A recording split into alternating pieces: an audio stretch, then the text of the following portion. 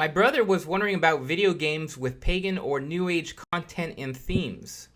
He was asking me about whether playing video games that have this content would open up one to demonic influences.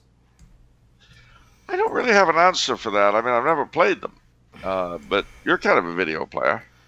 Oh man, I've wasted so much life playing video games when I was younger. I could talk for an hour about video games and World of what to Warcraft. be mindful of. Yeah, World of Warcraft. Um, I don't think. I mean, it could very well open you up to demonic influences because, gosh, there's so many things to potentially talk about here. One of the things that you look at is some of these games that allows you to choose both good and evil characters, whether it's like demons or whatever. Um, Perhaps like in Heroes of the Storm or some game like that. Um, there's a lot of there's no morality in these games. There's no everything's sort of gray.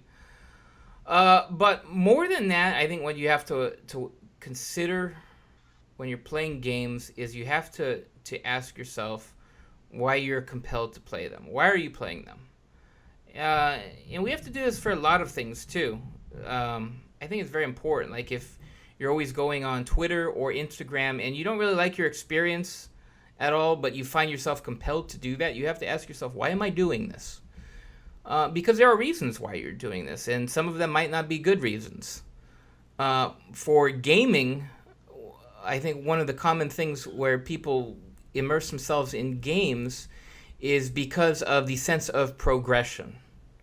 You can level up your character. You can build the story. You're winning all these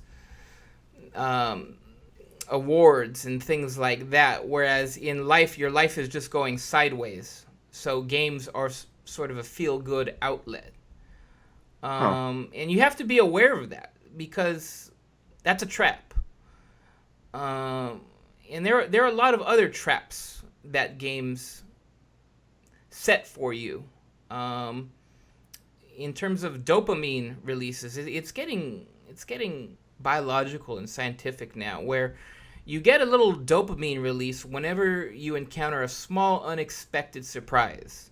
That's why when these games, all these things pop out at you, like, oh, you did this, what? Oh, you got a headshot. Congratulations, you win this award. You get this attachment on your gun or whatever. That's all designed to keep you chasing after progression and to get that dopamine going.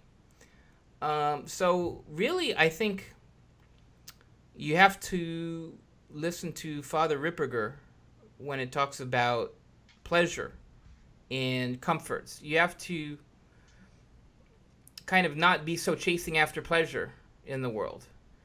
That's a big thing. That's a big thing that you kind of have to unplug. That's why another dopamine release is music. When you listen to your favorite music. And so that's another thing in terms of games, music. You have to incorporate some silence into your life. Because otherwise, God can't speak to you with all that noise and all these frenetic thoughts going on.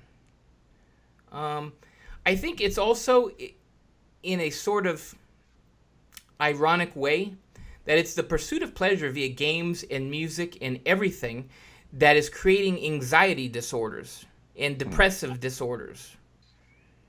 Because when you pursue pleasure so much and then you're out in the real world and you can't control it as well, you feel anxiety. It's like, whoa, I'm not tapped into my pleasure sources anymore. I can't handle this. So these things take a hold of you, and you have to be aware of it. It's so important. We saw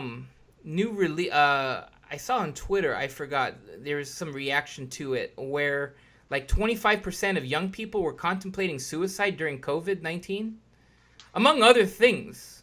Like that was an actual number. Yeah, it was 25%. Yeah, that was a lot of people's reactions. Like, wow.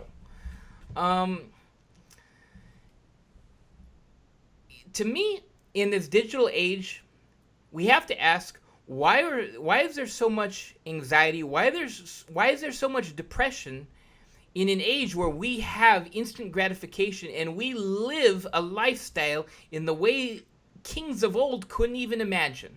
No. You see? And it's this pursuit of pleasure that really makes us unhappy. It's this great irony here. So be mindful and think of, just unplug. Just unplug. It's so important. Huh. Yeah. All right. Okay. It seemed. Did you have anything you wanted to add on this, Charles? Well, Any on this? just thinking about it, I mean, well, you gave us a lot to chew on. Personally, see, the thing is that the means of entertainment is so all-encompassing now. I mean, I'll give you an example. Over the past couple of days, I watched 2 old Vincent Price movies, Twice Told Tales and House of Usher. Now, and a couple of days before that, I saw like 3 Bewitched episodes back to back. Well, these are all very old, very nostalgic, and that's great. But when they came out, I couldn't have done that. I had to wait every week for the next Bewitched. I couldn't binge watch. Binge watching is great, but I couldn't do it. Similarly, in seeing these old Roger Corman films, with Vincent Price, who is the most amazing villain. You couldn't just watch a ton of them the way you can now. You can literally. I'm sorry? No, go on. Go on. I can't speak to the gaming experience, but I can say that it's very easy to binge watch things that you really like. And of course, when you do, you find that hours have gone by, literally. And what have you got to show for all those empty hours, except that, well, you're back in 1968 or whatever year you binge watched through, if you're me. And that's great, but what does it really do for you? So I can imagine that something much more sinister would have much more sinister results. Yeah.